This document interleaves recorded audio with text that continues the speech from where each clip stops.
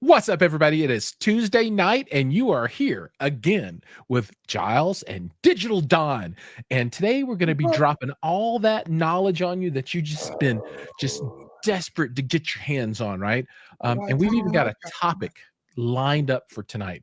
We're going to talk about how that's right, I'm pointing at you, can set up your great room, which could be like a media room, right, Don? I mean, Family room, great room, open floor plan where you open, don't have yeah, squared like a in big enclosed, space, right? where you're not enclosed in a room, you Right know. on. How to Mm. set that room up for really good sound and a really good theater experience, if that's the kind of thing that you're into, right? And as folks are filtering in now, make They sure to are, say hi, all two of make them. yourself known, right? And as questions come up, don't be shy, because the whole reason that we're here is to That's right. serve Don't you, be the community. shy. Get down by That's that stage and check out that lovely, sexy, and sensuous lady. That's right. It's Giles doing it for us. that's right. Dollar Yeah. bills, make it rain. Dollar bill, make it Um, rain, y'all. And so Don even sent over photos, which I managed to pull off of my iPhone, which is always painful. Oh, Uh, sorry. Well, I should have. Hey, what's up, man? Howdy. Piranha in the house. What's up? You're That- first. Piranha's first. I'm gonna see if I can get some of these photos Get up. questions, man. Some interaction on it. Absolutely. That would be kind of. Where did I put them at? Oh, I put them in a folder called Don. Imagine that. Crazy, huh? I'll just email them to you. I figured you send me stuff through Facebook. I'd send you through a text you. You got No, an iPhone, right? it's yeah, I You got have an an iPhone. No, it all worked. It's no problem. I got it. iPhone? All I'm right. good. Stop bitching. I'm I'm good at complaining. That All right, so let's it's such a share. nice boy, Donald. That's right. I'm the ruler of men. Double D. What's We should call this the double D hour. double D's? All we love are double D's. All Dude, right. Oh, look it look at up. that. Look at that. Pretty. Can I actually can I easily go through these photographs now? How about if I do this? Oh, look at that. All right. So I'll pull that out for the time being. But so the topic is how you set up these rooms, right? And Mhm. I think maybe we start with, before we get to the solutions, the challenges, right? So There are many. why are they difficult? So Don, what are like the top three things when you look at a big open floor plan kind of room that you go, oh God, this is a headache. I mean, what's the hard part there? Angry spouses. Absolutely. The angry spouse factor. Really the design of the rooms. Now, I don't want to come out and say you could absolutely get the same exact sound as you would at a dedicated room, because you can get really good sound out of an open floor plan room. It does have challenges. There are a lot of real world real world factors. Say that three times. Real world factors. Real world. But being an integrator, professional integrator, um, used to be called the home theater business. Now it's the technology integrator, because we do shades and we do lighting and we do automation, we do sprinklers and we do All a the things. partridge in a pear tree. But really, most people that we're doing homes for have a big, especially in Florida, and I would imagine in a lot of places, that great rooms, big open floor plan areas are more often than not what people have to live with, have to deal with. And, I just had this whole discussion with Shane Lee the other night about how in the late 90s and in the early 2000s, home theaters were vogue, baby. Almost every home built of any size or decent, 3,500, well, maybe 4,000 or bigger homes, it was almost mandatory to build a theater room in. And builders who know nothing built okay theater rooms. A lot of them were very It's like Jon cuckoo. Snow, right? He knew nothing.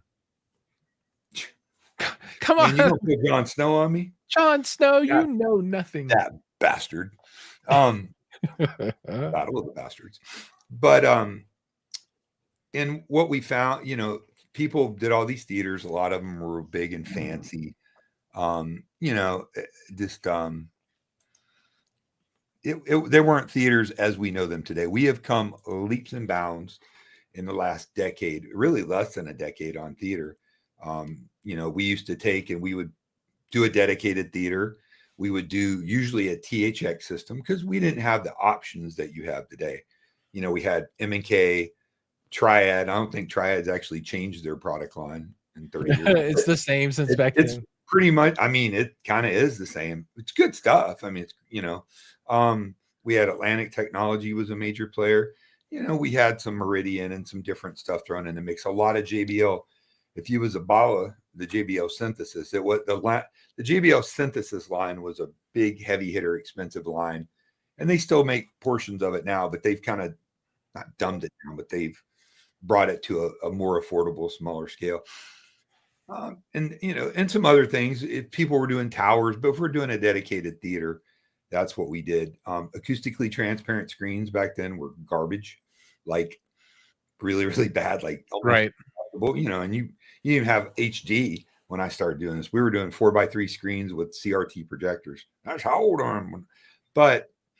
And we would hire somebody to do acoustic treatments in a room because that's what you did. There was a lot.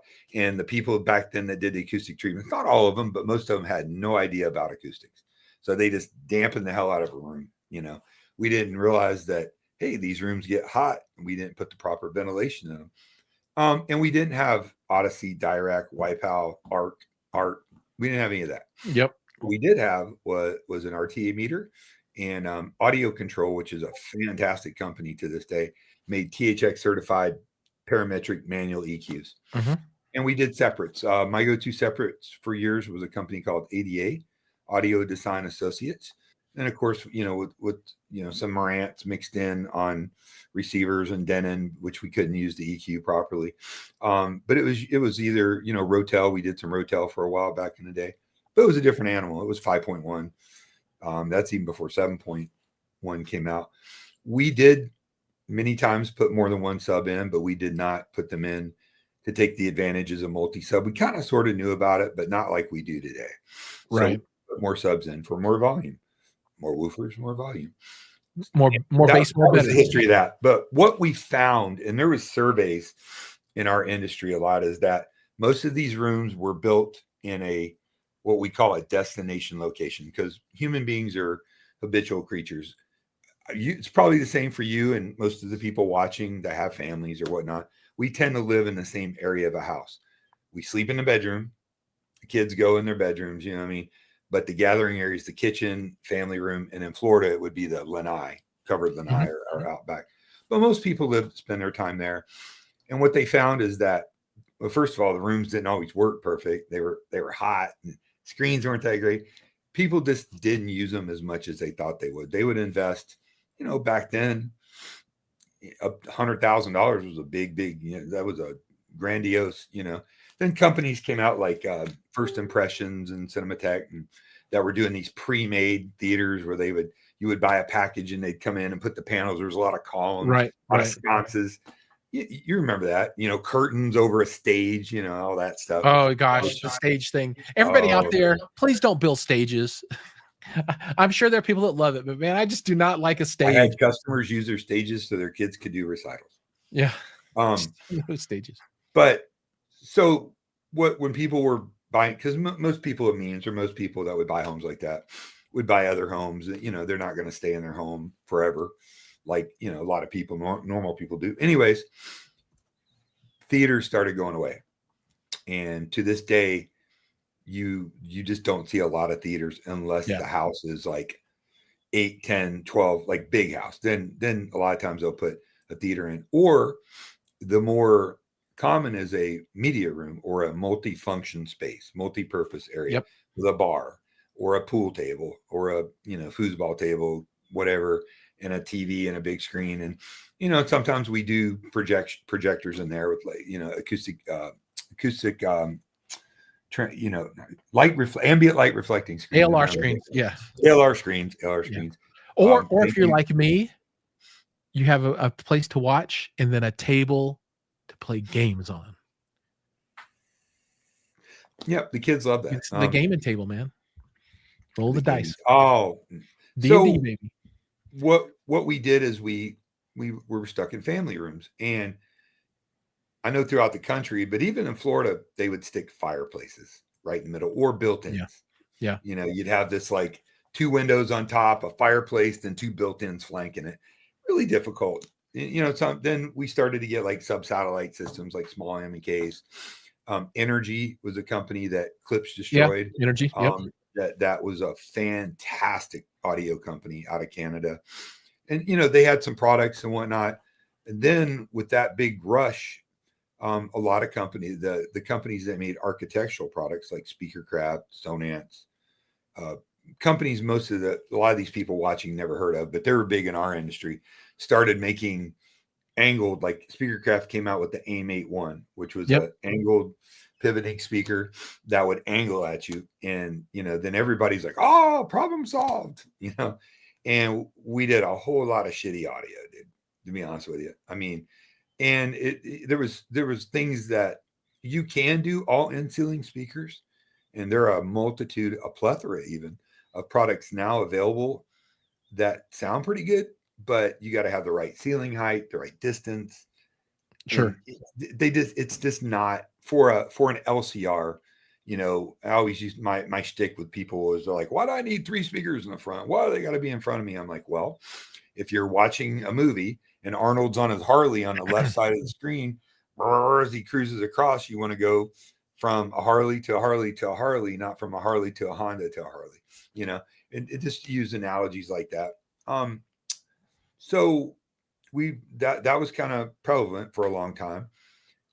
Then you started to see sound bars, came out, or architectural speakers. Now the problem, and I love architectural speakers, the wives' tales that architectural speakers don't sound that good is just lies, dude. I Yep. mean, I agree. you 100%. can get cheap, crappy any speaker, but you can get architectural speakers that absolutely rival the best. They're basically just regular speakers, just with back boxes built in to go and flush in a wall. Yep. And in fact, many of your high-end recording studios flush mount their monitors in the wall. Now, there's challenges that come with that. But if you can do architectural speakers, you have a flat wall, and you see more and more in that now, uncluttered wall, maybe the fireplace is off to the side or whatnot. That's always an option for you, but you're kind of married to that, if that makes sense. Mm-hmm. You can patch drywall, blah, blah, blah, but most people, the horror of doing that. So you started to see more companies that you probably never heard of, like Sonance. James Loudspeakers was a Yep. pioneer, and they make, to this day, that Sonance owns them now.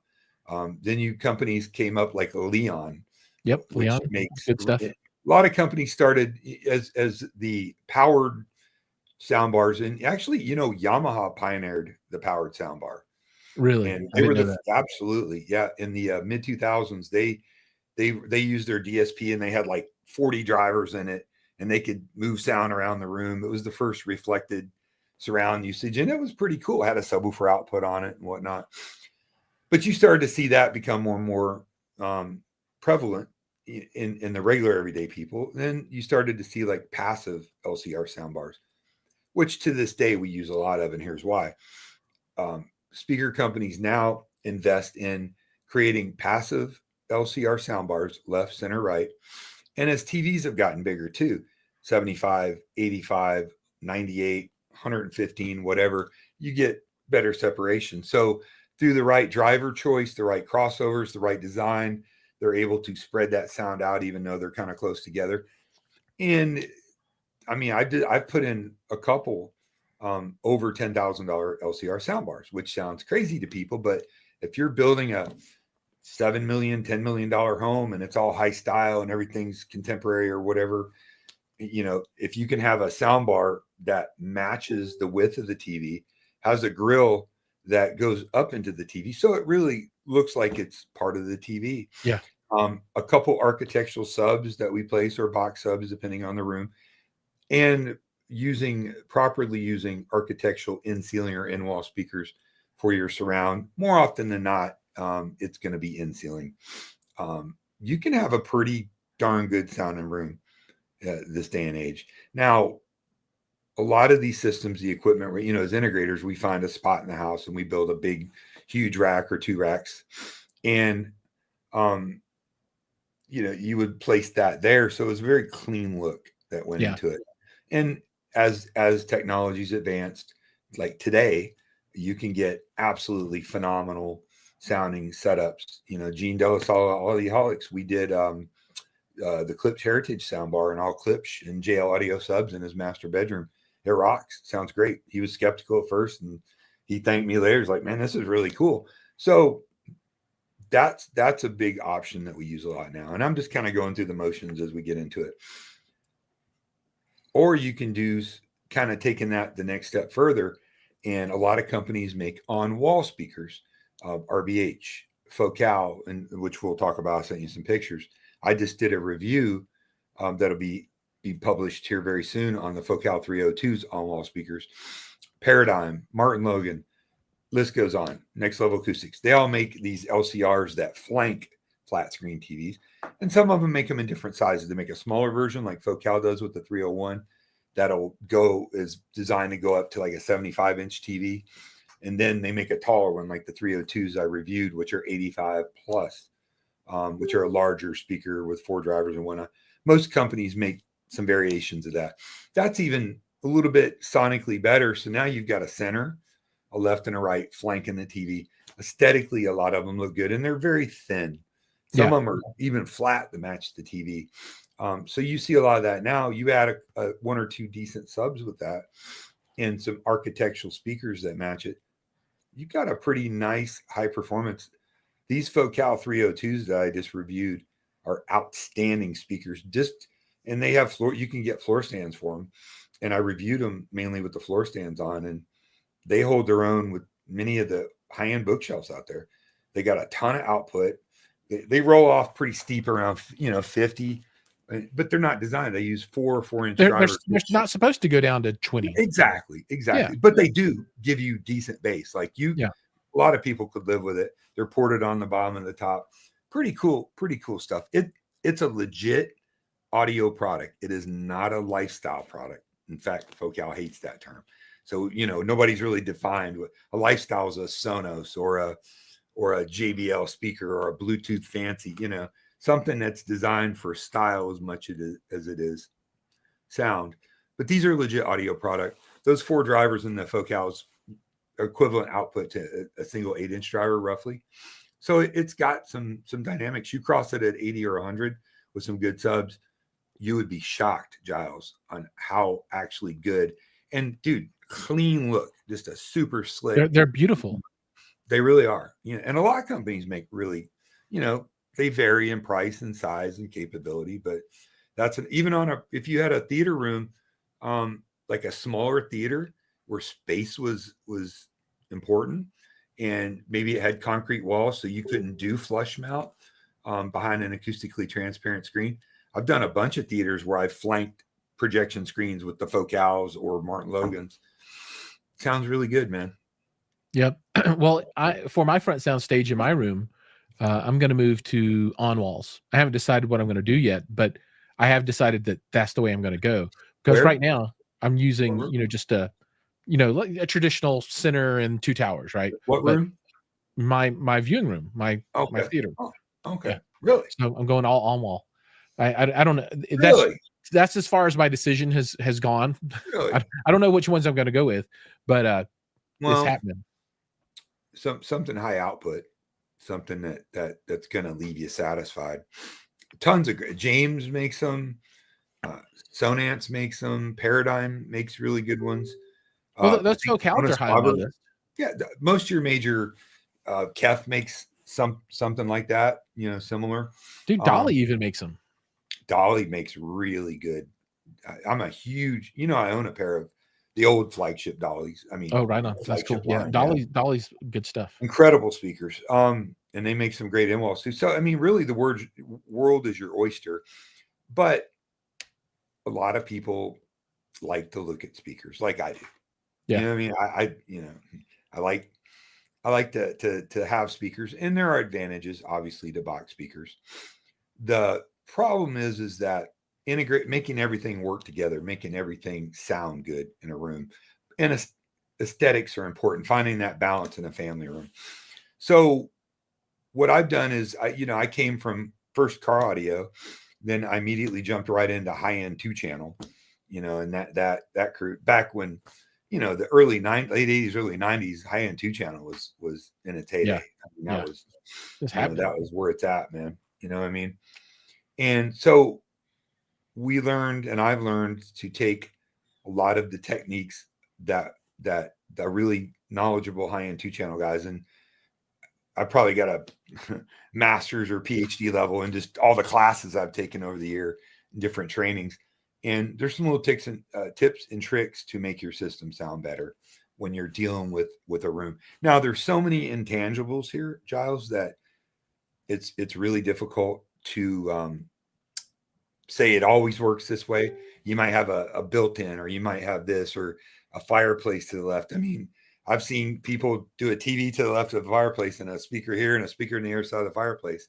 Get creative with it. But understanding some of the principles of high-end audio when you're doing it. Now, a lot of people will have a wall and they'll go by just by the numbers, some clips, copper speakers, right? Copper drivers or whatever. And they'll take them and they'll have a cabinet, right? And they'll hang it. If you got a TV set on a cabinet and you can hang it, I don't want to know you, man. No, you got to hang the TVs. Got to hang them. It's an integrator pet peeve. So let's what's that? Go ahead. Let's get some of these comments and get these people up here on the screen real quick. So HiFi Haven joined. Welcome HiFi Haven. Van Gool is off of work and has joined us. Good to have him there. Mad Piranha laments the reflective surfaces in rooms that he is unhappy with, and we've already said hi to Oprah, Aaron, my man. Oprah Winfrey. We're almost down royalty. to it. We're almost royalty. there. HiFi Haven says that he is glad that rear projection TVs are gone. keeping it real. We have a question from Finster, and man, where did you get that name from, Finster? Because I know somebody else that uses Finster too, and I always like that. We'll come talk about these JBL Studio 688 LCRs here in just a bit. And we got Aaron's Audio Corner up in the house, coming in on Don's side, I think, from your channel. He does ask the most salient question of the day, and we all do know the answer. I am by far the more handsome, although Gene has the bigger guns. I would have to agree. You're very handsome, Giles. So I would hope everybody by now knows Aaron. Aaron's a super cool dude, man, and super freaking knowledgeable. And he's changing audio in a lot of ways. Yeah. He really is. I mean, I don't think we see eye to eye on everything, but I think what he's doing is fantastic, and he's honest and upfront. And dude, he's making manufacturers behave, which is cool. And he's doing it on his own. He's not got big sponsorships, and he's an engineer, dude. He's a brilliant guy, and he works hard, and a great father. Got a kick-ass girlfriend I got to meet a couple years ago. That's cool. I'm glad he's here, man. That's super cool. So in the family room, people will just buy speakers, right? And they'll take them and they'll just shove them against the wall. They don't know any better. Or they'll take a speaker and just plop it on a cabinet towards the back and slide it as close to the wall as they can. And, those are things that at the source, really more or less start off on the wrong foot with your sound. Speakers there are some speakers, if the speaker's designed like the on walls I was talking about to sit on a wall, if they're designed that way and they function the best that way, all power too. But most speakers aren't.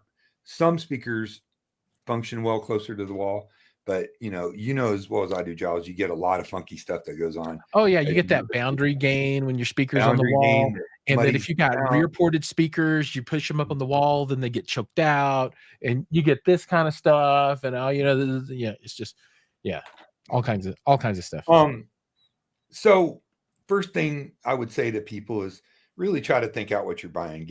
Don't just blindly measure, get a proper speaker for the size of your room, and now with this whole thing of measurements, you can get an idea of what kind of output capability.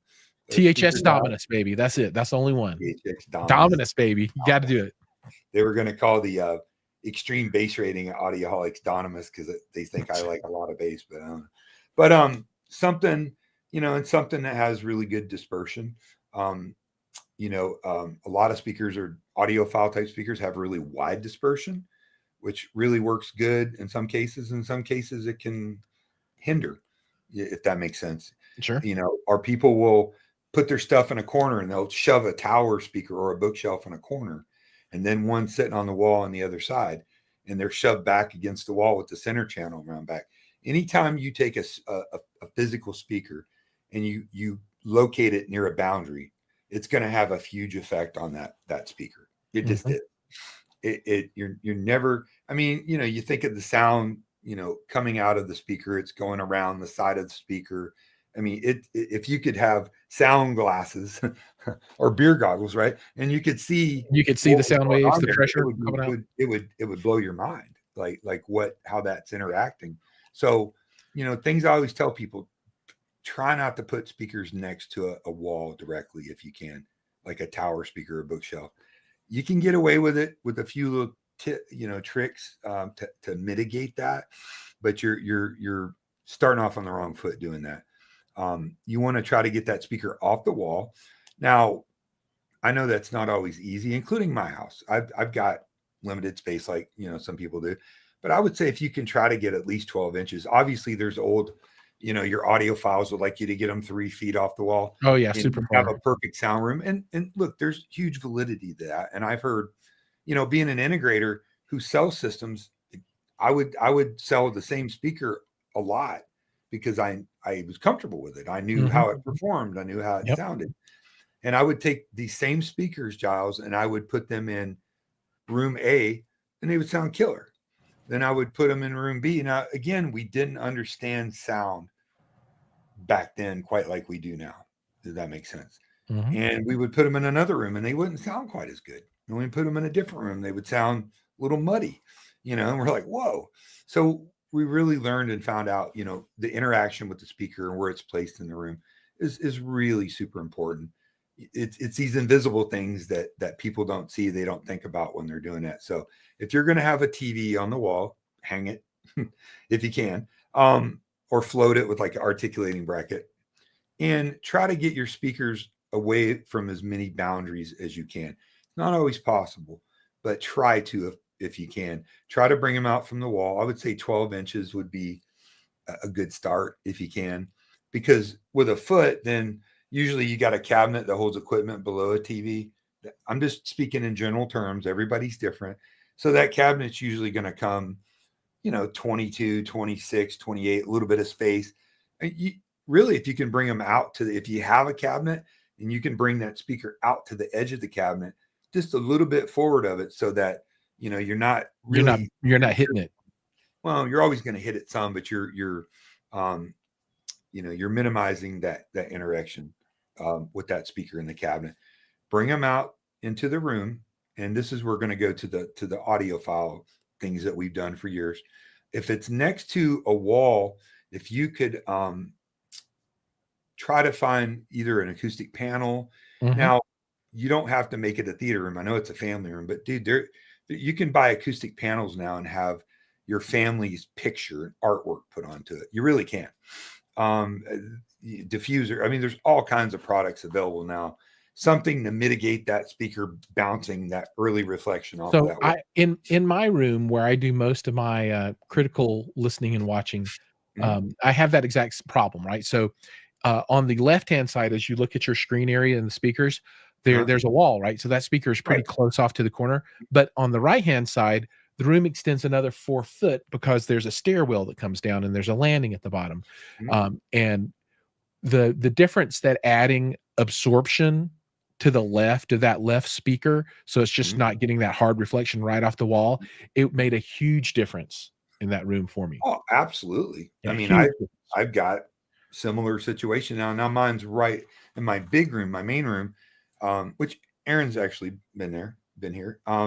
It's not that far. We're 3.5 feet, you know what I mean? But it's still, when I'm doing calibration, I can see that speaker is interacting with that wall, and it's different than the other speaker. So my right speaker is out in the room, and there's no boundary right next to it other than behind it.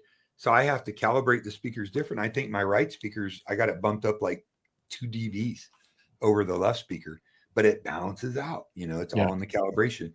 Bring your speakers out, And what I want to do, it's kind of an old simple, but an old audiophile technique is to I always start off with the left and the right speakers as the foundation. I know in the surround world, the center channel is the most important, yada yada yada. But if you can get your main left and right speakers set up first and set up properly, where you're getting that phantom center channel, which is in a lot of cases is really indistinguishable from a good center channel, and a good stereo pair of speakers Mhm. will give you that. Bring the speakers out, and you on axis and off axis. A lot of people might know on axis is that the speakers are pointed right at your head, your primary listening position, that triangle, right? That's on axis. Off axis is out Yeah, they're at an away. angle away from you. Yeah, usually pointing straight into the room.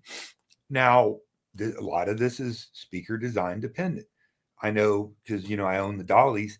Dolly engineers, I think Aaron just reviewed a pair of dollies too, and kind of confirmed that they're designed to be off axis. That they're built, and Dolly recommends in their literature and talking to the people at Dolly that you put their speakers off axis because the way they're dispersed and the way that works. And as you take these speakers, try them off axis first. And then I always recommend, measure, get them all balanced out. And then I like to, you can measure them, turn them a little bit, measure them.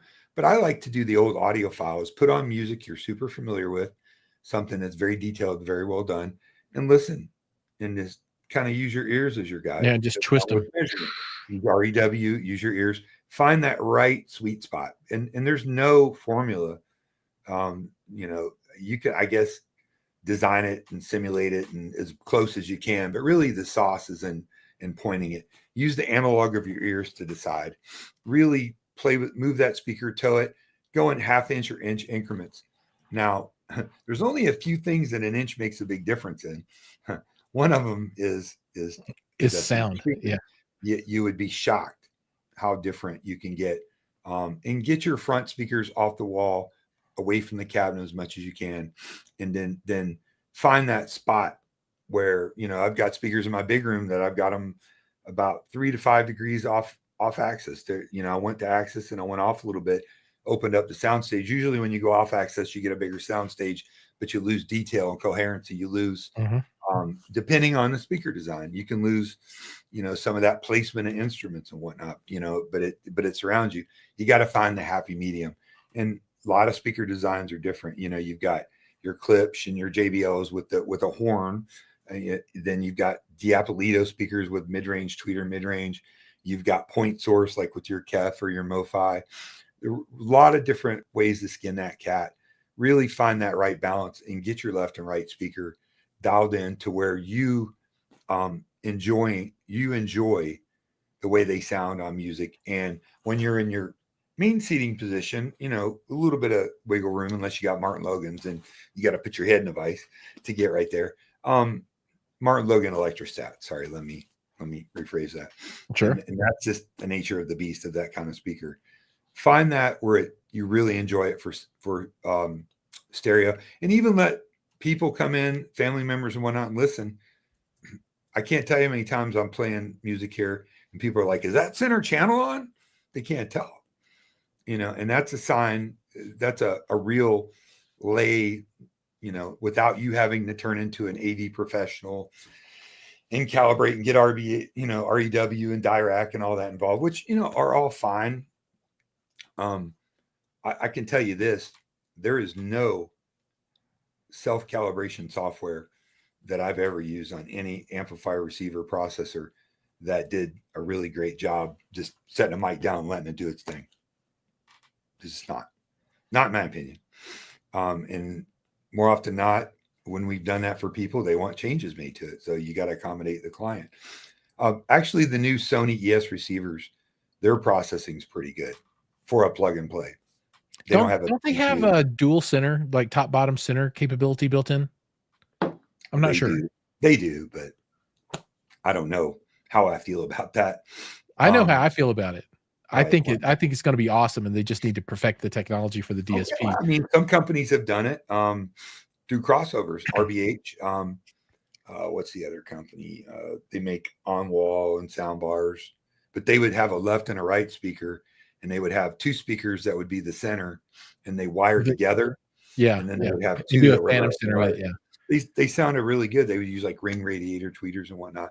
But get your front left and right good, whether it's bookshelves or towers.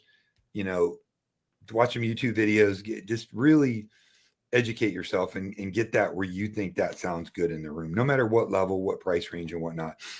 The more you can get those the less you can get them to interact with the room, the better off you are within reason. Now I know we're all limited in family rooms. We just are. Not everybody has a beautiful, 16-foot wide, 20-foot wide wall, nothing on it, and room in the room where you can bring out. If you got that, cool. And in media rooms and in multi-purpose rooms, a lot of times you'll see that. Family rooms, you don't always do that. Then once you get that established, obviously you want to have a center channel. Now you can mix and match speakers. A lot of people think you can't. Now, I don't think it's ideal, and I'm not saying run out and buy 4 different brands, but as long as your LCRs are Pretty close in the close. same line, yeah, really close. Pretty close. Got pretty close. And they have that timbre that's tonally they sound correct. If you need to go with a different speaker because the company that makes those doesn't make an architectural or doesn't make this, as long as you stay relatively in that realm, like if you have speakers with soft dome tweeters, you probably want to try to find an architectural speaker with a soft dome tweeter. Yep. The mid-range material and all that's really kind of irrelevant. You don't want to do like a clip horn and then do a electrostat. I mean, you can EQ, but you can get away with that pretty good. But going to the center channel again, everybody says most important, most of your dialogue comes through. Take that center channel. If you have a cabinet, and this is what most people have, get some kind of way to decouple that from the cabinet, like physically. Even if it comes with rubber bumpers, you want to try to decouple that if you can. You can use some of these. Well, on your towers, yeah. Yeah, it works great for center channels. But really what works great is the ISO acoustics dedicated center channel stands work phenomenal. I've got one under my center right now. Yeah. I've used those for many years before. I used those before they were popular. And bring that center channel out at the bare minimum, even if you just do rubber feet on it. And if you show that picture, Giles, I've got one of my center channel in my bedroom system, which is not that one. Yeah, I gotta move through them real quick. Let's see.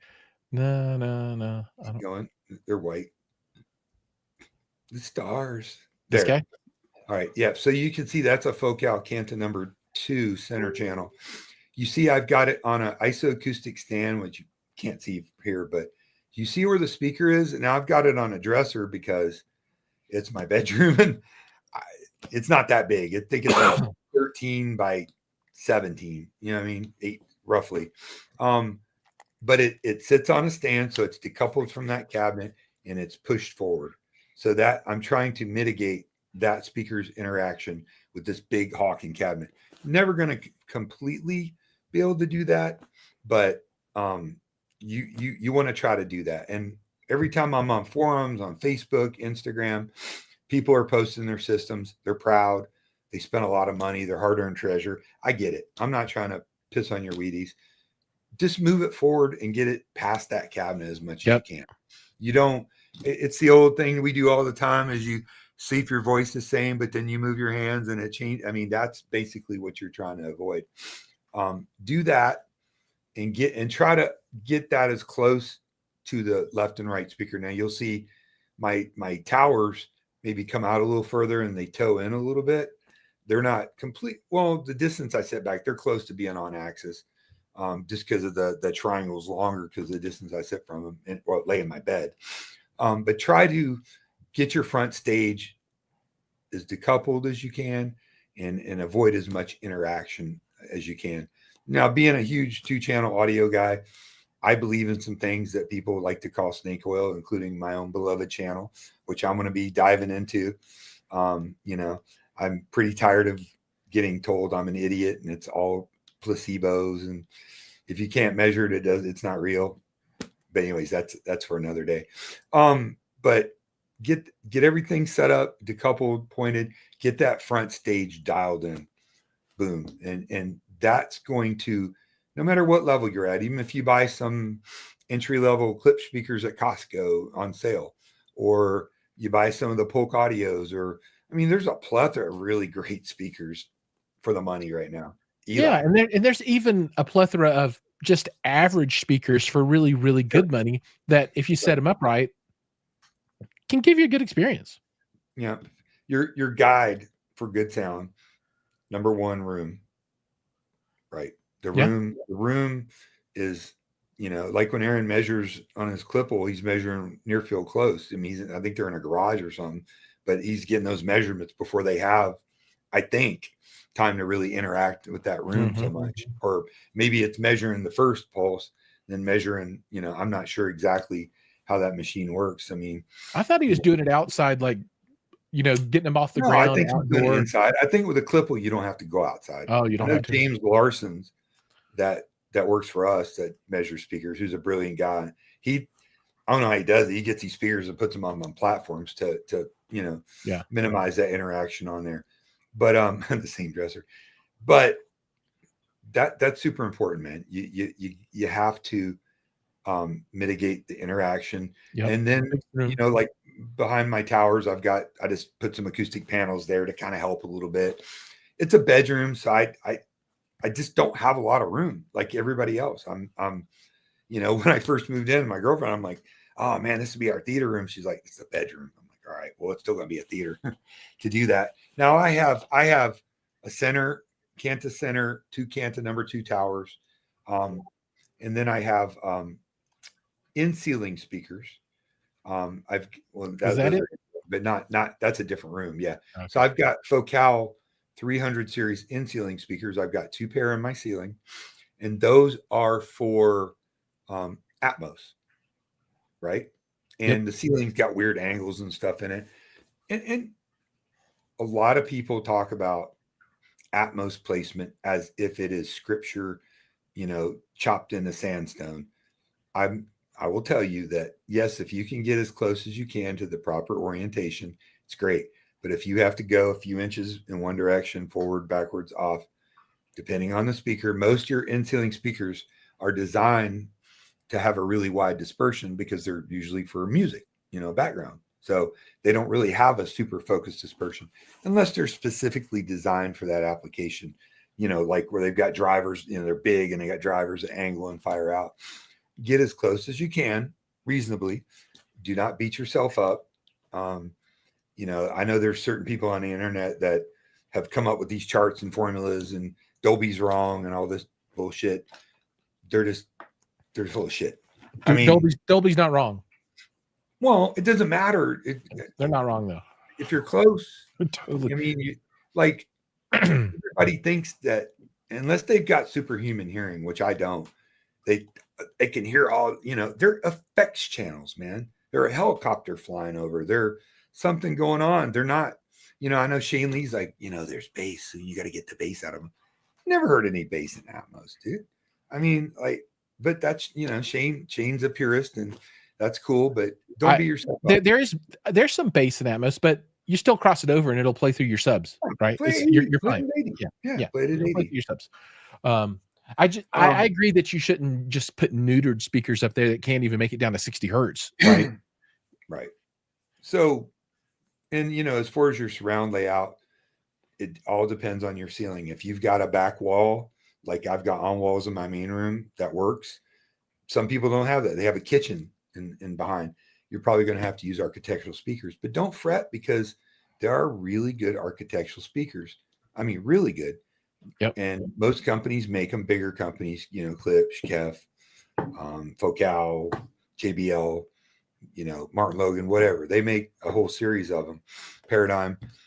Get speakers that'll keep up, because that's one thing. A lot of people will do these big Hawkins systems and they'll put little bitty Atmos channels in. They're like, I don't really hear the Atmos. Well, like, it's trying, dude. You're giving it this ocean tidal wave of sound in the front, and you got a little shower head, trying to do that.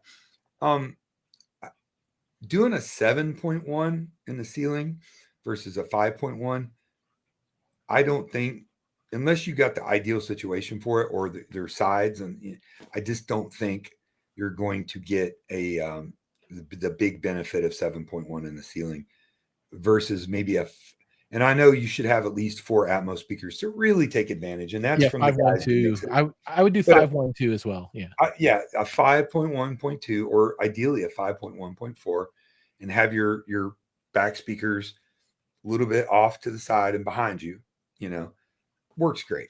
Really does. Mhm. Like, and we're gonna get into subs in a minute because this. So it's a sub world that we live in. And you're gonna be pretty good to go, especially if you got calibration or hire somebody to remotely calibrate it, or just read up, get REW is free, buy yourself a nice mic and learn it, play around with it, really dive into it. But again, that front stage, super important. That's the anchor. Then you can bring the rears and the surrounds and into a point that you enjoy them, right? Yep. Now, a lot of speaker theater designers, and it's what I do for a living, and guys that calibrate are all about getting it at everything's got to be equal and everything's got to be this and got to be that. You know what? 95% of people that have all that done, they're not happy with it. They want more. They want to hear the surrounds more. They want, adjust it to where you like it. Yep. If you're chasing a piece of paper, I don't know what to tell you. You're obsessed on not enjoying the movie and the music. You're more obsessed on numbers, right? And not knocking it, but I'm saying to calibrate and set the system up to where you like it. You bought it, you paid for it, it's your house. If you want more surrounds, turn up more surround. You want more interaction. That's the bottom line. It's your system. You worked hard, you paid for it. Do it like you want. Just don't think that you can't get good immersive sound in a family room. Now, a lot of other factors, like somebody was talking earlier about the reflection. Yeah, there's a million reflections in a room, but that's a good and a bad thing. So if you've got a glass wall, like I've got sliding glass doors, I put heavy curtains on them. They were like $100 on Amazon, like heavy curtains. Now, curtain don't absorb sound, but they act as a diffuser. They'll bounce it all over the place instead of just right at you. Absolutely. It'll mitigate in my room. I mitigate some of that boundary interaction from my left speaker with that curtain on it. Then I've got a big safe because I had no other place to put it so big. I put acoustic panel on that. But if you got furniture, rugs, carpet, all kinds of weird surfaces, sometimes that helps you. They always said the best diffusers in the planet were bookshelves with books in them. That's right. Right behind me, baby. It's kind of true. Just run some tests, look at what your room's doing, look at your decay time, look at what's going on in there. Really, that's where the instrumentation and stuff really comes into play, because you can start seeing what's going wrong in your room, that where you may not have heard it. You may have heard, because most people's ears aren't that good. I'm really skeptical of people who are like, I hear this and I hear that. I'm like, they got some damn good hearing, because but it won't sound right to you. So that another thing that people don't really get, and it's critical, especially when you get in your subs, is phasing. Make sure everything is in phase. And as you get into your subwoofers, I've got incredible blending of my subwoofers and all my systems with my main speakers and my systems. And I always look to get the phasing correct. And a lot of them have variable phases now.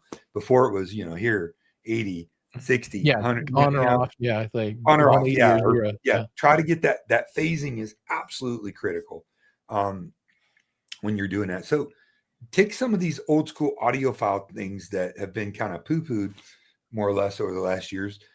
You're talking about, decades and decades and decades of people's experience setting up systems. And you'd be shocked how good a sound you can get. Yeah, it's just a fundamentals of good sound. Fundamentals of good sound. Now, the harder part of doing these type of rooms is where are you going to put the subs, the bass? Well, now before we get into that, I want to take a few questions and then we'll get into subs, because that's you open up the Pandora's box right there. And we're going to have answers for some of the stuff, and some of the stuff I'm not going to have an answer to. Like, I have never used the JBL Studio 688 LCRs before. I So have I don't no idea. know. I don't have an answer for that one, Finster. Sorry, I don't know. I mean, my experience with JBL is they're hit or miss, man. Most of Yeah, their stuff sounds really good. You know, I know it's Harman and they got the best facilities in the world and blah blah blah. And their speakers usually sound really good, but they also make a lot of real cheap stuff that doesn't sound that good. So I have no idea about those. yeah. And then so we're going to talk about subs here in a minute. So D Wright was, do you get better results pulling subs out of the corners and having them out in the room with the mains or not? Um, I we'll talk about subs in just a bit. Uh, Van Gool says, I've got the new ELAC debut 30 Ooh, D kick ass, dude. DB63s. How far should they be from the wall? Now those are sealed, right? I think they're ported. Oh, Van Gogh, oh, tell us, are they ported? I can't remember. You can look them up. Come on, Giles. I think they're sealed. I think Are they? the model before the DB63s. Okay. I think those Eli debuts are really, really great for the money.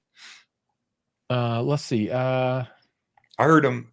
I heard the bigger bookshelves they make in the debut with a ton of power on them last year at Audio Advice Live in North Carolina, and was blown away how good they sounded. You know, in a hotel room's a relatively small space with a good sub. You Yeah, find them? I'm looking at pictures of them online, and there's no hole. They Oh, are hold ported. on. Oh no, they Okay. are ported. They are ported. Yep. Yeah, I think they're rear ported or They down. are Yeah. rear ported. Yep, they are Okay. rear ported. Yep. But I the would center say channel's not ported. So the bookshelves are ported, but the center's not. really. Okay. Yeah, I mean, I call look myself looking at the center, look at but the he was manual, asking about the bookshelves. experiment with them, try to get them at least 12. But I mean, you know, do you have a cabinet in the middle? That's the next question. I mean, one question leads to another, and I'm sorry, there's no set standard on how far you can pull them off. I know most of us reviewers experiment with moving speakers back and forth and figuring out how they interact with the room. You know, if you get them closer to a wall, you're usually going to get more bass out of them. But you know, but if you get them too close to a wall, then you're getting that boundary on them. Boyd Craven, my man, Boyd Craven. That is one of the best authors in the world, man. He writes some great books. What? Oh, Yeah. I'm still scrolled way up with all these questions. I'll get down to it. Okay. Okay, quickly. How come we don't hear about now hear this speakers much? I haven't. NHTs. NHT, dude. Yeah. I owned like 3.3 eyes. I owned several NHTs back in the day, and they were fantastic. I think the company got sold. Now they still make speakers, but they're a lot less expensive. But I haven't demoed them, but from what I've been told, they're actually excellent. I think they use like a dome mid range, a dome like an aluminum mid range, aluminum Mhm. tweeter. They're supposed to be really good for what they are. Very good speaker for the money, and I think they're a direct to consumer product now. I think you're right about that. Is it a good idea to wall mount the surround speakers 90 degrees to ear level? Oh, okay. So wall mount surround Mhm, speakers mhm. 90. Oh, does that are you saying that like have them like if you look left and right 90 degrees that the surround is there? Surround speakers, if you're doing a 5 dot, should be a little bit behind you. I don't Well, I don't know yeah, what the 90 degrees there's means exactly. that lot that goes into that. Yeah. So I've always, as a rule of thumb, when I'm designing a theater, and I can do side speakers and I can do my bed layer. You know, I try to I know a lot of people like to put them at ear level. I don't, especially if they're not far out. I like to put them about 15 degrees above the listening position. And I know Anthony Gramani and some of the top, you know, Matthew Pose, we like to do about 15 degrees up. And they can either fire out depending on the dispersion pattern. If it's like a Diapolito, it's going to have a very focused um, vertical, you know, dispersion on it. So you might want to angle those down at your listening position a little bit. Now I know things have changed a lot, but people are so dependent on Dolby charts and specs. You have to understand how we hear sound, right? And start thinking about the psychology, psychoacoustics, whatever of that. When you're in nature and you're looking at something and sounds coming at you, you know, something's happening in front of you, you want that sound to come from you. And that's why your LCRs are so critical. Those are the foundation, the base of it. But when you get into, you know, object-based surrounds and whatnot. If the speakers now back in the day, we Back used in to the have day. we had, remember the old bipole Mhm. Yep. THX. Now THX originally was a stereo track, and it had a center channel track embedded on the one side, and it surrounds on the other, and it was just a mono track. But we used to use, and THX recommended dipolar speakers, because the nature of dipolar speakers firing like this would give you a sense of space where it almost Yep. sounded like you had separation. Then as we progressed, we got into AC3, Dolby Digital, Dolby Digital Plus, DTS. You had discrete channels and all that. And companies still make it. And today's, a lot of them do. Like I know M&K, we use their tripole, which was a dipolar speaker in the top with a direct radiating speaker in the front, which is a really neat thing. We got away from that. We're just doing regular monopole speakers now to do that. But when you hear sound, like going back to like my THX training and whatnot, when you're on the deck of a pirate ship, right, and the captain's up talking to everybody, you're hearing the captain in front of you, but you're hearing the wind and the sails and the ocean and something creaking. That's all being in the real world reflected, or helicopter flying over in other scenarios, bounced off rocks, trees, buildings, and whatnot. It's an ambient sound, and that creates spaciousness. And I always like to put my surrounds up a little bit, and I don't, when I do my theater room acoustic layout, I don't like to over dampen that area from the front, where you're doing your first reflection point, back to the back. I always like to do absorptive panels on the back of the room to help mitigate slap echo. Slap echo is when a sound comes from the front and that sound hits your ear, but that same sound goes past, hits a wall, and comes back like a first reflection. We want to try to mitigate that and eliminate that as much as we can. I like to do more diffusive treatments on the walls where the surrounds are. Yeah. And I like to do that because that sound comes out, hits your ear, hits another wall, and then disperses in that, because it's all energy. And as that energy starts to disperse in the room, our ears are way more sensitive than we think they are. I mean, it's a tremendous sense that we have, and it starts to give you that feel of size, of a more expansive area. One guy told me years ago, and he's like, I always try to design a theaters as, if the lights go down, the movie comes on, the walls disappear. And I never forgot that. Even if it's a smaller room, if it's done right, you can make it sound a lot bigger than it is. So I like to put my surrounds, my left, the scale of importance of speakers in a multi-channel scenario: center, mains, left and right, side surrounds, then backs, and then Atmos. That's kind of the importance level, as Right you're on. going through. But, or the backs, if you're doing a 5.1 type system, or a 5.1.4 or 0.6 or whatever you're doing. So use that rule of thumb. Surround placement in a family room is often dictated by the room. So you kind of got to go with what you have, but you can also do adjustments and calibration and things now digitally to help improve that sound. So, if you're trying to, you're doing a surround, you're doing on wall speakers or towers, and you got to do in ceiling surrounds, but this is the ideal two spots right here. But that one, there's a truss. So you There's got to always a go. trust. Yeah, there's always a truss. I hate the trusses, or the trusses are going front to back. And you got to move it out a little bit. Don't fret, man. Don't care. As long as your Atmos isn't way, way, way out. Or if you do, get a speaker that angles, that's built to angle Yeah, the you sound. can get pretty darn good Yeah, sound even with a there's so suboptimal many stuff. tools in the toolbox now. But even if not, that Atmos it's an effect, right? And that sound comes from that Atmos speaker. It comes at your ear, right? So you can place that, but then that same sound's reflecting off walls and stuff, and that gives you that ambient spaciousness, like something in the real world would be. That's not necessarily a bad thing. I don't care what any of these inexperienced. I'm a YouTube guy. I've been doing theaters for 3 years. Let me explain the way it's supposed to work. It's not really true. You can get great sound, and I don't want people beating themselves up. I mean, I'm use your brain. You're not going to put them all over the room and hope to get good sound. You certainly want to create that bubble or that area. But I'm telling you, damn, you can get really, really good immersive surround, like at Gene's house. And I use as example 10 or 11 foot ceilings.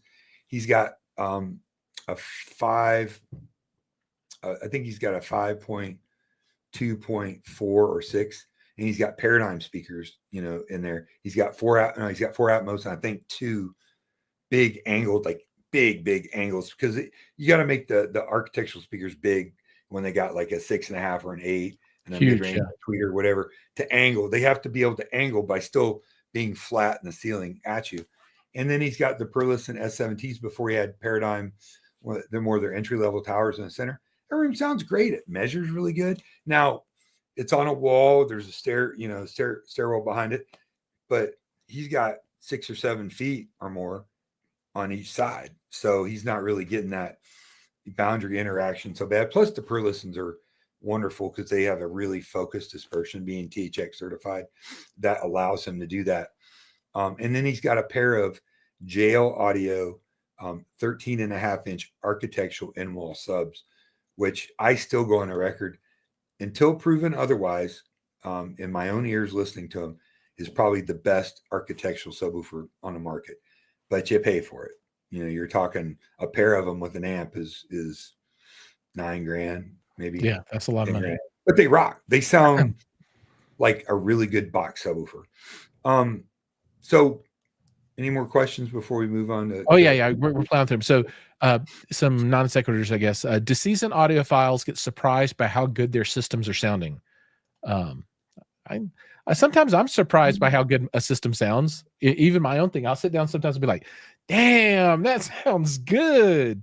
Well, I think people that are in the know and do this a lot, really good speakers, really good speakers that you like, not what everybody else likes, that you like the way they sound.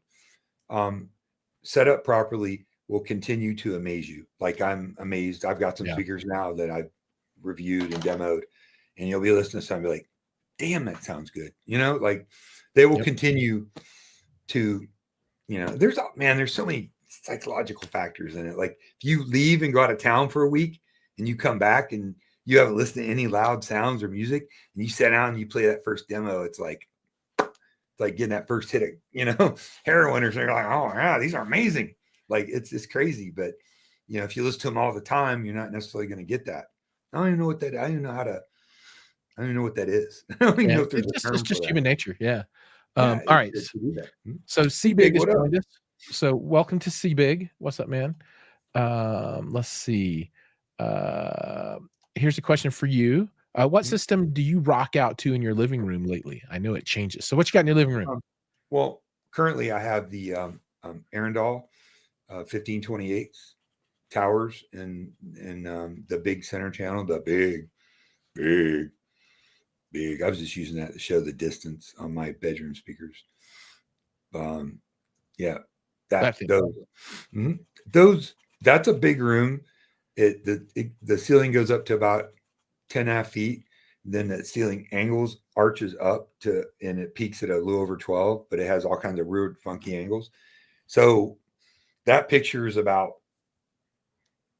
13 feet, roughly 12 feet, roughly, from the speakers in it. My wall goes back another 4 or 5 feet to the back wall. That room, and it's a huge room, and it goes in a kitchen. So there's a lot of volume to fill. Those speakers, that room's just big enough for those. Like they are big, 56 inches tall, 180-pound monsters, behemoths. And they look cool. But that's what I'm listening to now. Usually I have the RBH SVTR, which are even bigger and weigh even more, substantially bigger. But I just like have a room with that big sound. It doesn't mean it sounds way better than anything else. I just, going back, not to harp on Aaron, but I think he did a pretty good video about, do big speakers sound bigger? It depends on the room. Like I can go into my bedroom. It's a lot smaller speakers, and play it as loud as my ears could ever take it without issue. I go in my little 2-channel room that I'm setting up. Smaller speakers fill that room. In my office, which is real small, I've got the RBH 61AX powered monitors, 400 watts each with a 12-inch sub, hammers. really. So it's scaling it to the room. But those sound really good in there now. If Boyd comes on down, he can hear it. Boyd's came down and we've done some listening. That's cool. So we got a question on tone winner subs. Fly Jock, first off, welcome to the show. He's skeptical about them since there's only one channel that's reviewed them. That's maybe Specatech. I think Specatech is hooked in with the Canada guy that distributes North America for Tone Winner. I've never heard them or seen them. I've never actually seen a Tone Winner piece of equipment of any kind anywhere in physical before. I don't think so. I don't know. Man, it's hard to keep up with subs now. Like we had Velodyne, and then those Sunfire abortions that came out. You know, I don't know if you remember the little. I remember dance around the room and the one hit wonders. They were super loud. You know, then a few companies made subs, but your major speaker companies just didn't make that great of subs, really. Like the B&W subs weren't that great. The Revel subs weren't that great. Speakers were great. You know, the Paradigms weren't that great back in the day. You know, now world's your oyster. I tell you, one of the best subs I ever had is a Def Tech sub that they made in the mid 2000s called the Trinity. I always wanted a Trinity so bad. I sold my Velodyne DD18 and bought a Trinity. That's cool. At the time, that was a monster, dude. I mean, monster. I had a pair of Snell 18s in the early 2000s. I had a Snell Music and Cinema Reference System, which in 1991 or two, it was like $36,000. I bought it from a guy used many years later, and it had two 18s, and it was the first commercially available, or not commercially, resident THX system for consumers. You know, it was a Haas. That's cool. I had a Velodyne DD18 Plus for a while until the amp died. Great sub. That's one of my all-time favorites ever subwoofer. It was wonderful sub. When they didn't break, when they didn't break. And mine broke. The DD18 was a killer sub. I had DD18s. I mean, if I've not had 100 different subs, I'll kiss your ass. I mean, I was a big, huge M&K fan back in the day. Like I had a M&K made killer subs. They still do. I've got an M&K in my room right now. I had MX 125s, MX 350s, which were great. I had an MX 5000 for a while. So going to subs in your room, this is the subs are really what makes and breaks the system in a lot of ways. I have the passive SVTRs RM. I'm a huge believer in multi-sub. 2 subs is cool. I think 2 subs should be a minimum. Mm-hmm. Now, in my professional career, 2 subs is about the most I can ever get into a room. Budget and just aesthetics. Like there's already enough wall and ceiling acme. We do in ceiling subs. We do in wall subs. More often than not, that's what we do because, you know, we're trying to preserve the beauty, you know, of the room, where the aesthetics of the room is super important. But you know, multi subs where it's at, man. Once I started getting into having 3 subs and 4 subs, it's a game changer. You know, if you can, and I'm a big fan of sealed subs. Not all ported subs are, and I'm not saying they're bad. There's just a different sound to sealed and ported. I don't care who you are, what you say. There's a few that bridge that. Like I know but you were getting that ultra expensive stuff, like the RBH Dual 12s, the reference that I have, sound really, really good for ported subs. But their port's like that big, dude. You could put your head in it. You know what I mean? But ported subs give you more output usually, and depends on where they're tuned and whatnot. So I'm not knocking if you've got ported subs, but multiple subs. I would rather have 4 less expensive, sealed, good quality subs than 2 bigger, more expensive subs as a rule. Yeah, I'm on board with that too. Yeah, I mean, if you can do 4 of them, 4 seal subs, you're eliminating a lot of those problems, and 2 helps a lot. Now, what you see a whole lot of is people who, and you've seen this 100 times, Giles, and there's probably people watching that have it: cabinet, TV, center channel, sub, tower, shoved in the corner. Yeah. And I'm like, no, flip flop. that's cool and it looks aesthetically, it just looks mean and I get it, but if you were to take one of those subs and move it to a different part of the room, you'd probably get a lot more advantage of having the two subs. Absolutely, you would. Again, room dependent placement, the old, put the sub on the couch and then crawl around the room till you find the right spots. I mean, there was certainly validity to that, but now with modern microphone and technology, REW. There you go. yeah. I mean, think about that.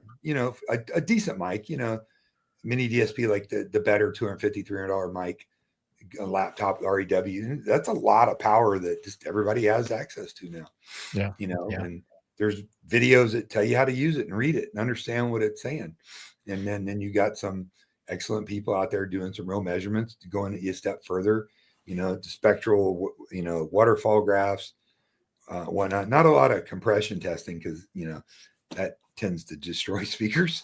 You have to be real careful. I've been a part of that. When I test subs, I'm always scared, man, because you can compression test. You get up to a certain point, and you can see it start to compress a little bit. But man, you hit that point, and then you'll hit the X max or whatever, and it'll bottom out, and it'll hit real hard. And when you start it, at 5 hertz, and it goes, bam, and whoops. Like, and there's a lot of like the Sue subs are great. The speed woofers, RSL, I think. Yeah, RSL. What a great little company that is, man. Good. Mm-hmm. I talked to the owner for like 2 hours when I just about design thought process. Yeah, that's a killer little setup. But those subs, they're big, but they're affordable. I mean, most people could get a pair, if not more of those, if you can place them. A lot of your micro subs that are really small, no matter what they claim, it's the laws of physics. You got to move air. Yeah, it's that those are really to deal with. Yeah, really, really big amp. Sunfire did pioneer that. I'll give them that. But multi sub is the ticket. If you take a sub, Steven's going to try it here. So if I'll answer that question in a minute. If you take a sub and can float it in the air and measure it, that's what you're going to get, right? That's the sound, the performance of the sub. But the minute you take that sub and you put it on the ground, it interacts and couples with that, and that changes the sound, changes the output. You usually get about a 3 dB gain roughly on that. You take that sub, put it on the ground, slide it next to a wall. Now you're interacting with two surfaces. You get more gain, but then you get localization problems and you get another set of issues. You take that, set it next to a wall, slide it in a corner, you get even more output, which a lot of people do for that reason. Turns into a horn, baby. And I've got a sub in a corner. Like it's all I could do, and I've got one on a wall and then two behind me, but the multi sub with a good processor, most of your modern receivers and pre-pros have some pretty good bass management. The newer ones do, and they have multiple subs. I know it was one sub for years. Then it went to 2 subs. Now it's at 4 or 6. I think the Marantz has got a bunch, or a Trinov. You can have whatever amount of subs. Yeah, Trinov is whatever you got. Yeah. Yeah. Or you get a mini DSP and use that. But trying to, place those subs is important. But again, I understand aesthetics and I understand the really real world, and people like to have the grills off and have that mean looking front stage. I do. You see mine. I mean, I like that front stage, but my subs I've got one sub to the left in the corner to the main speaker and another 18 to the right. So they're spread out in the front. And then I've got a pair of subs right next to each other against the wall behind my couch. They're about, I guess, as the front of the driver to my head's probably about 4 feet, maybe something like that. But then I've got them dialed in and adjusted. Mm-hmm. And Gene's worked with me, and Shane Rich, the head designer at RBH. We spent a lot of time calibrating it, and I've got these subs that I have now, which are really very, very expensive subs, and they're very, very good. They're RTJs or JTRs. They're the RTJ version of the RS1s. They're a sealed 18 with a ton of power going to them. They're amazing. They sound really good, but you don't have to have big, giant, amazing subs, And the other trend now is 18s, 24s, 32s, and even bigger, which is cool. But those big subs also come with their own, you got to have the room for them. You got to have a big. You can't just buy a driver and cut some wood and put it in a cabinet and call it a day. You can, you'll play, but a lot of these subs that maybe even like the JTRs look commercial, Spartan. There's a ton of thought process and build quality and reinforcement. Baltic birch cabinets and things like that. That we had a big spirited talk about the RBH 21 inch. And it's for a single with the amp, it's like 11 grand. And people are like, oh my God, why is it so much? You can buy this brand and this brand. Well, it's because the driver was thought out and designed specifically for that application. In fact, Thursday night, Shane and I are going to be talking to Pierce Audio and the cabinet construction. I mean, there's a lot of thought that went into it. But, SVS, great option, man. I've got a pair of SVS SB3000s in my bedroom system.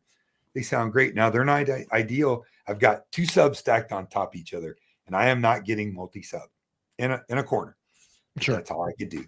And I've calibrated and try to mitigate the best I can. I also I like speakers I can run full range. I know there's a whole big group of people that poo-poo on doing that. But if you got really good subs and really good front speakers and the know-how to go back to the phasing to blend that in so that the subs really overlap with the speaker a little bit, speaker plays to 45 hertz or 30 hertz or wherever. And if that sub is capable of keeping up and overlapping with it, that's great. I'm not knocking if you do, if you got a speaker that's really strong. I've just been very fortunate. Now, if I do a smaller speaker, a bookshelf or a smaller tower, I'll cross it over. Sometimes, now we got variable crossover points, 50 hertz, 60 hertz, 80 hertz being the THX standard, which is not a bad thing. Not a bad thing at all. Good place to start. Yeah. So, and there's other advantages by doing that. Say you got an AV receiver and you're limited on power, no matter what. It's got 10,000 watts per channel, all channels driven at gazillion total harmonic distortion. You got a limited amount of power to draw from. Why waste that additional power trying to create low frequencies when you got a subwoofer? Yeah. You know what I mean? Unless you got separates and a big amp, you got to have the tires to match the engine and the drivetrain, if that makes sense. It does make sense. Audio analogies that I do.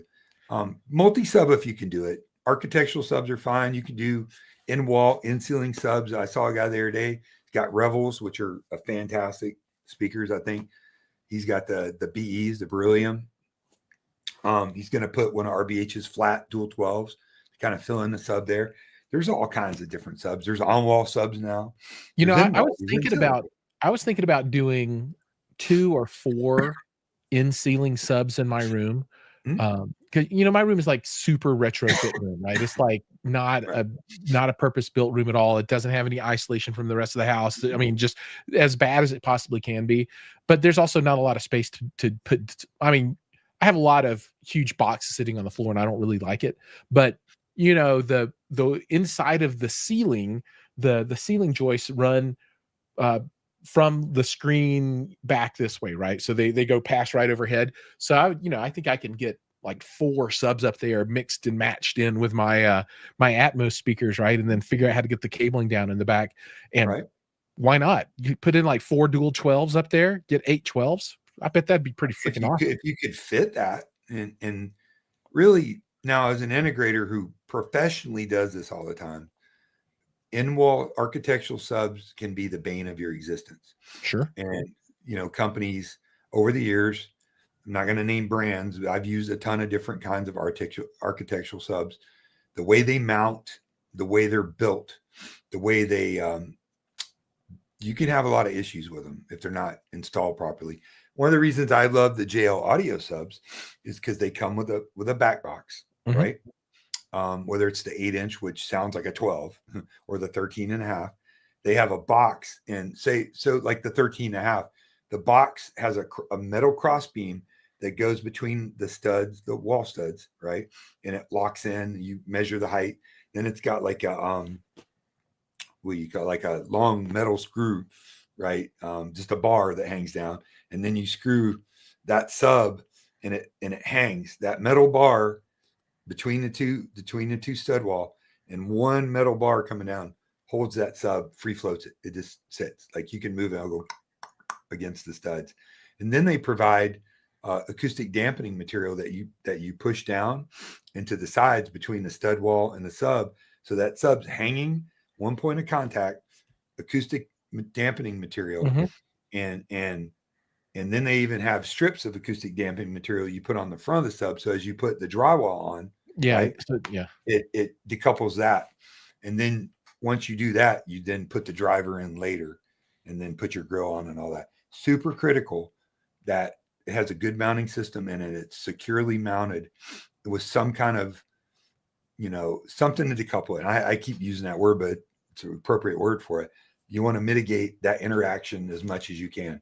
And ceiling subs are fine. They've been used for years commercially, wherever. I've used them a lot. Or a combination of two. You might have like a family room and you've got a wall and a TV and your speakers. You might do 2 in-wall subs in the front or 2 box subs, but you need bass in the back of the room, and it goes back to the kitchen, right?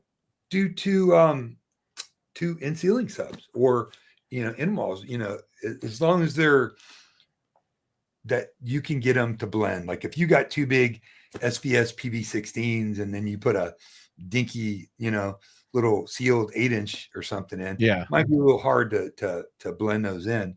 But in SVS actually makes a pretty good sub. I don't know if I'd use it in the ceiling because the grill kind of comes out. Yeah. You need to find something that's, or up north, you all have basements. We don't have those in Florida. It's all concrete subs that go on the floor. Like RBH is made. I just say RBH because I'm familiar with it. Subs that have like a vent that looks like you can put like a vent, literally, Yeah. the floor vents on top of that. So there's a really cool, a really good offering. Somebody asked about, if you don't mind me jumping, Giles, about No, not at all. Sendo speakers. I was a Sendo dealer for a little while. I have had Sendo subs, the 12s, in my home. I had the Sendo Beryllium 12 LCRs. Ascendo is a very good high output, purpose built speaker. It's designed for theaters. Nobody's going to look at an Ascendo. I mean, they make JTRs look good. They're really ugly, but that's what they're not designed to be pretty. The Black Swans, but you're $40,000 or plus. They make a really great product, very expensive, very good, very flexible. It's a compression driver and a point source, so it has great dispersion. I have nothing but good things to say about Ascendo. I wouldn't pick up Ascendo speakers, put in a family room. I just, because they're just aesthetically, or I wouldn't necessarily have them as a 2-channel listening speaker.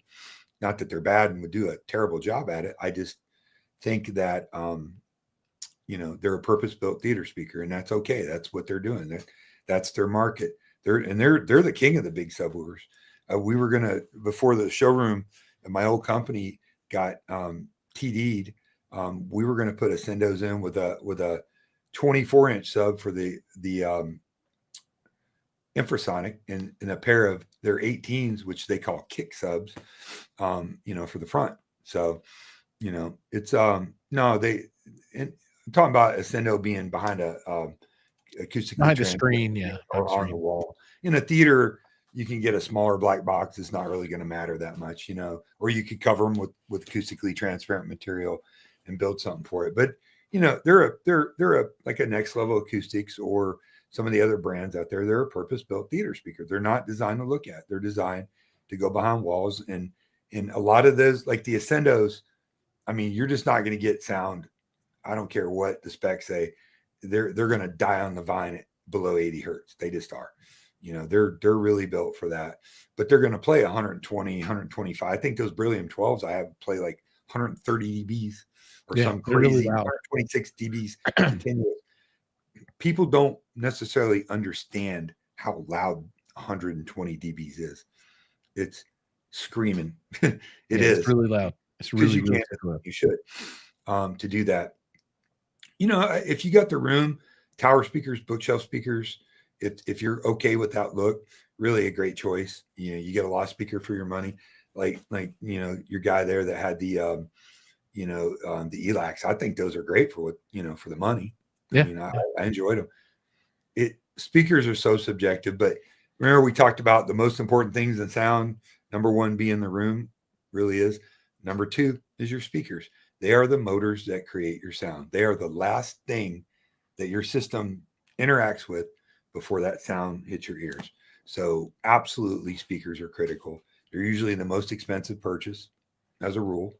They're used to the audio file was if you have $10,000 speakers, you must have $10,000 in electronics. That's complete Not bullshit anymore. anymore. Not anymore.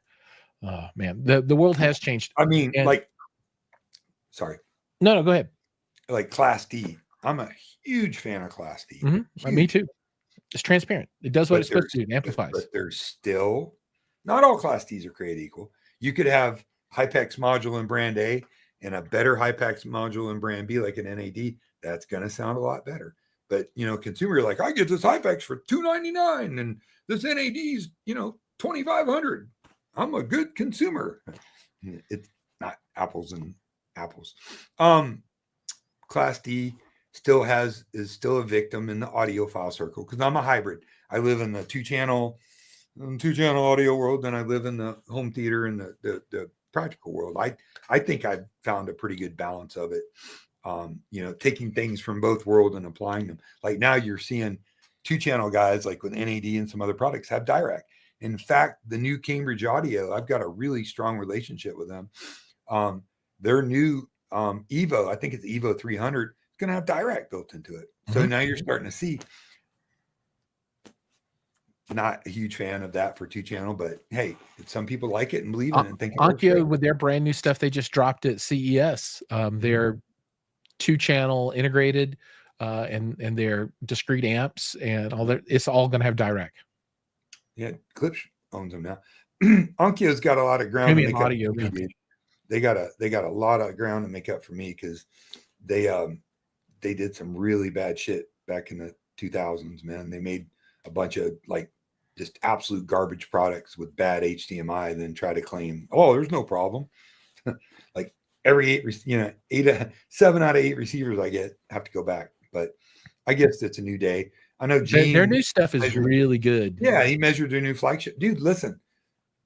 My first receiver, audio video receiver, was an Onkyo TX SD 828 THX, including the outboard Dolby AC3 ED901 processor with a Laserdisc player. I had Dolby Digital in the 90s. That's the good stuff right there. Oh yeah, it was it. It was an ordeal. But I need to get so I've got a Laserdisc player, and I think we talked about this last week, right? So, and I've got the Star Wars disc. I don't have the AC3 offboard decoder, and I think my Laserdisc player would support it if I could find one. Has it got optical or coaxial digital? I'd have to look and see. I don't know. I plugged it up and it played, and I was like, "If it says AC3 or Dolby Digital on it, then it does. You should be able to run because that's how we got. I mean, there was no HDMI for. Yeah, I just got to get the off-board module. HDMI is a relatively new thing. It's the bane of my existence. Is HDMI next to placing subwoofers in rooms? But I just need to get some people to come over so we can watch the original Star Wars. I gotta put that together. Tickets are cheap, dude. Fly me out. Yeah. I'll come hang out. We can play some D&D. We can hang out. We can, I got the new 2024 versions of 5th edition books. I'm ready to go. I got it. Just get me back. We are at 9:30. Dude. We're at 9:30, dude. I'm going to put the stake in the heart of this show tonight because we're running long. But the people are hanging in there with us. Well, yeah, there's more questions to answer. I mean, hit us with a couple questions before we go real quick. And all right, here we go. Giles' wife's going to come at him with a roller. She's already come at me with a rolling pin one time. Here we go. Here's an RBH question. I was told RBH 831 SWRs or 821s are very narrow, vertical narrow dispersion, and they're not good in rooms with 2 rows or more. There's some truth to that because the 821s are, which I have for surrounds, are I don't think they're necessarily a formal Diapolito, but they're that arrangement where you got mid-range, tweeter, mid-range, woofer, tweeter, woofer. So, narrow vertical dispersion is not a bad thing. In fact, all your THX speakers all had narrow dispersion. So the mindset was when they were designed is as the speaker plays and line this up into the room, you don't have that interaction with the floor and the wall or the Yeah. ceiling, excuse me, right? So they had a wide horizontal dispersion, but a narrow Yep. To get vertical everybody. dispersion, Yep. specifically to do that because most people don't treat ceilings and carpets not really all these people carpets acoustically. It's not. It's just reflecting less. Yeah. It's Um, better. It's better than concrete or glass, but it is. They do, but it's not really a problem. You just yeah, draw it out and adjust your speakers just tilt a it little right. bit higher. Yeah, and it's unless I'm designing a theater room specifically, like some of the ones I've done the last few years for big entertainment purposes, where a lot of people are going to come in. I did one with like 27 seats in it. Um, it's not as huge a factor. I mean, personally, I could care less how good it sounds to the people in the back row. It's going to sound good. Most people are going to be amazed by it, unless you got a bunch of audio critics coming over and, I noticed your vertical dispersion. I think the 821s suffer from that a little more than 831s because of that arrangement. But yes, there is validity to what you said, C Big. You know that. But I just don't think it's that big of an issue. But the benefits of that big 8 AMT and those woofers, those speakers hammer. I'm not a huge fan of compression drivers. Not because they're bad, and there's some really good ones. The JTRs are great, and some of the JBLs are great. The synthesis, I just prefer the sound from an AMT or a dome tweeter. But the problem with most dome tweeters is they're going to start compressing like a 1-inch tweeter, unless it's an exceptional design like these 1528s don't really do that. That I've noticed. The big ATMs or ATM, There's a lot of money big in AMTs, like the one on the RBHs has like the surface area of like 6 or 7 tweeters. I mean, it's huge. It's going to give you that similar to compression drivers. No, nothing's going to quite equal, a horn loaded compression driver. But it's going to give you, in my opinion, it's going to give you the big dynamics with a more audiophile, more manageable sound to me, the more natural sound. I can spot compression driver driven speakers pretty easily. Some of them are great. I'm not against them. It's just not my personal preference. And you do get very good dynamics. You get a lot of efficiency. And for a lot of people, look how popular Klipsch is, right? Is Klipsch super popular because it's, the sound stage and this and that? No, they jam and they look cool, you know what I mean? And they're cheap, inexpensive. So, whatever floats your boat. right on. And my boat is unfloated, so we're done.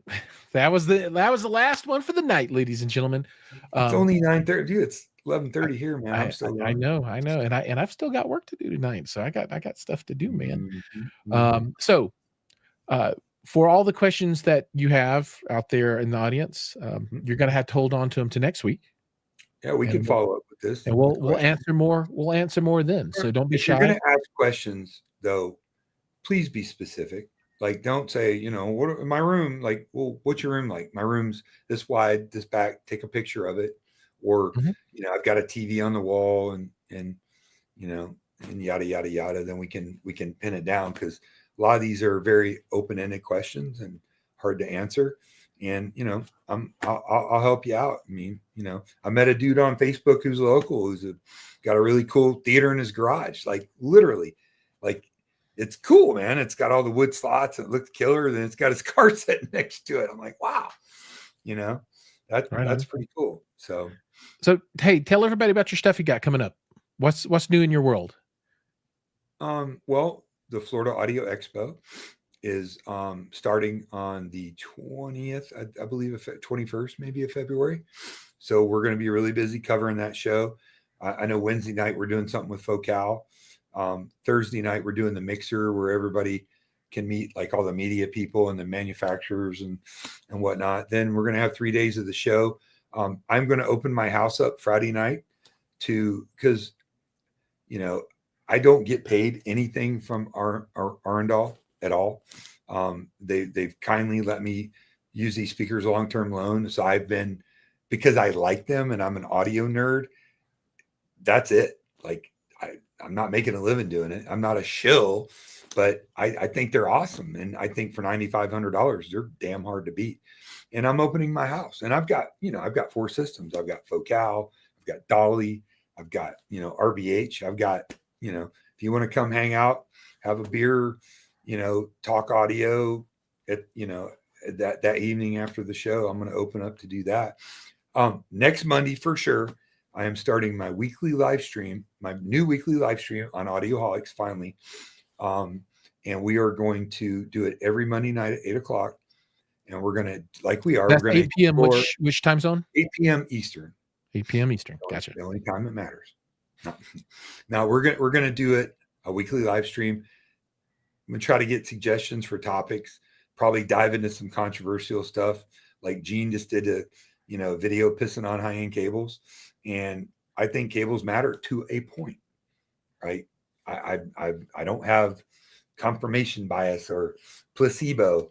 I have blindly listened to in really good systems, not just, you're not going to put your $400 bookshelves and hear a big difference, but on high-end systems that are revealing, I have heard differences in sounds on cables and interconnects. I just have. And there's a whole lot of people like me that have for many years. And, you be the judge. Now, do I think going out and dropping $38,000 on a set of Nordos Valhallas? Look, dude, if that makes you feel good and you've got $150,000 speakers and $200,000 an amp and a $300,000 room, more power to you. It's not going to hurt usually, but I think there's some differences, and I'm not a scientist and cannot explain to you why, but I will have some people on that are pretty smart. That's cool. Right on. Well, then you be the judge. Everybody, make sure that you find that live stream. What is it going to be on the Audioholics channel, or is it going to be on your channel? Or Audioholics. Yeah. Okay. I mean, I'll stream it on mine too. I'm trying to get set up to do more content. I'm doing some shorts, but as you know, working a full-time job, and I've had some health issues that I've been dealing with, which are almost behind me. So I am going to start producing my own content. But my loyalties to Audioholics, I've been with them for years, and they're all my family, and it's a great platform. And we're all going to interact and work together. I'm friends with like Aaron, Jay Iagi's great. Shane Lee's a good friend of mine.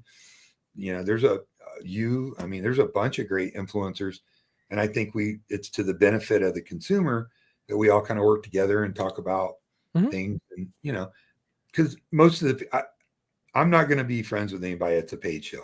Now we all have our different moral codes and what we do, and yada yada yada. But I don't know of anybody that will get a speaker in.